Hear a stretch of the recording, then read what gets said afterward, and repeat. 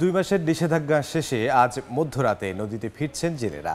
এরই মধ্যে সম্পন্ন করেছেন সব ধরনের প্রস্তুতি। সরব হতে শুরু করেছে মাছ ঘাটগুলো।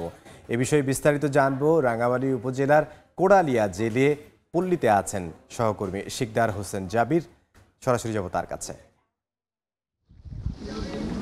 দীর্ঘ 2 মাস পরে কর্মচাঞ্চল্য ফিরেছে পটুয়াখালীর রাঙ্গাবালির জেলেপল্লীতে। আপনারা জানেন যে মার্চ এপ্রিল 2 মাসের জন্য পটুয়াখালীর তেঁতুলিয়া নদীর অভয়াশ্রমে 100 কিলোমিটার এলাকায় মাছ শিকারের জন্য নিষেধাজ্ঞা জারি ছিল। অর্থাৎ ইলিশের নিরাপদ প্রজননের জন্য এই যে তেঁতুলিয়া নদী, এই তেঁতুলিয়া নদীর 100 কিলোমিটার এলাকাকে চিহ্নিত করেছে অভয়াশ্রম হিসাবে। এই অভয়াশ্রম এলাকায় সব ধরনের মাছ শিকারের উপর নিষেধাজ্ঞা জারি ছিল, যার কারণে এখানকার জেলেরা সম্পূর্ণ কর্মহীন ছিল, বেকার ছিল। বেকার দিনগুলোতে জেলেদের কেটেছে খেয়ে না খেয়ে।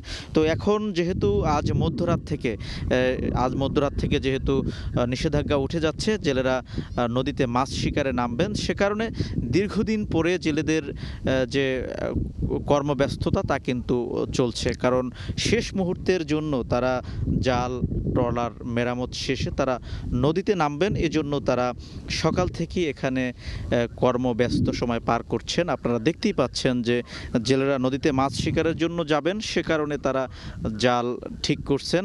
সব কিছু ঠিকঠাক করে তারা মধ্যরাত থেকে নদীতে নামবেন।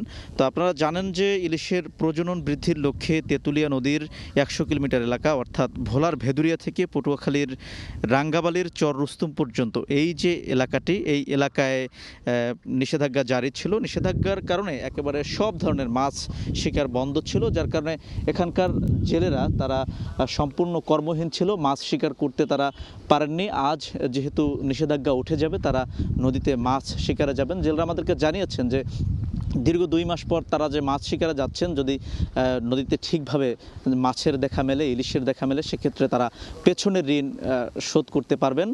আর যদি মাছ না পাওয়া যায়, সেক্ষেত্রে জেলেদের আবার কিন্তু নতুন করে দুর্বিষহ দিন পার করতে হবে। তো এতটুকুই ছিল পটুয়াখালীর তেঁতুলিয়া নদীর জেলেদের আমার কাছে সবশেষ।